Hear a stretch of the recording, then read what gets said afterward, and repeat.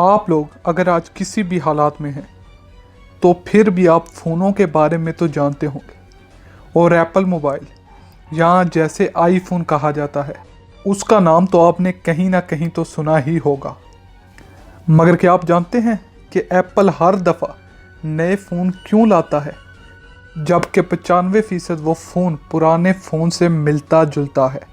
और सैमसंग से क्यों बेहतर है? यकीनन नहीं। तो आज हम आपको 5 ऐसी वजूहात बताएंगे जिनसे आपको मालूम होगा कि एप्पल हर दफ़ा नए फ़ोन क्यों लाता है, और वो भी पुराने से मिलते जुलते। तो वीडियो शुरू होने से पहले इस वीडियो को लाइक कर लें और हमारे चैनल को सब्सक्राइब कर लें और घंटी के आइकन को भी दबा लें ताकि हमारी कोई भी वीडियो आप मिस ना कर पाएँ।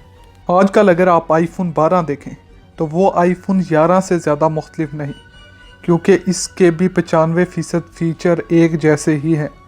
यानी ये कह लें कि बेटा बिल्कुल अपने बाप पर ही गया है। मगर फिर भी नए फ़ोन में कुछ नया ज़रूर लाते हैं एप्पल की कंपनी वाले। और जैसे ही चीज़ पुरानी हो जाती है, लोग उसे लेना कम कर देते हैं। और आईफोन की कंपनी किसी को अपना मोबाइल ज़बरदस्ती तो नहीं बेच सकती, इसलिए वो नए फ़ोन में कुछ नया, छोटा सा ही नया डालकर सिर्फ उसकी मशहूरी करवा कर उसे बेच देते हैं।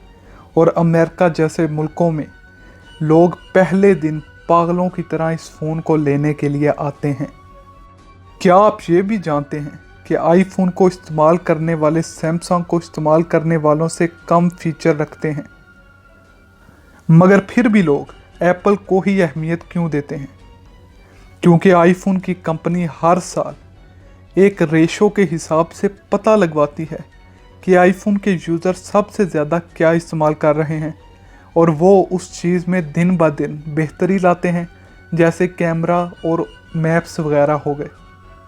और इस तरह वो गेमिंग, कैमरा, मॉनिटर, हर चीज़ की स्पीड और टेक्नोलॉजी को सैमसंग और दूसरी कंपनियों से हद दर्जा बेहतर बनाकर पेश करते हैं, जिसकी वजह से वो आपको चालाकी से अपनी चीज़ लेने पर मजबूर कर देते हैं।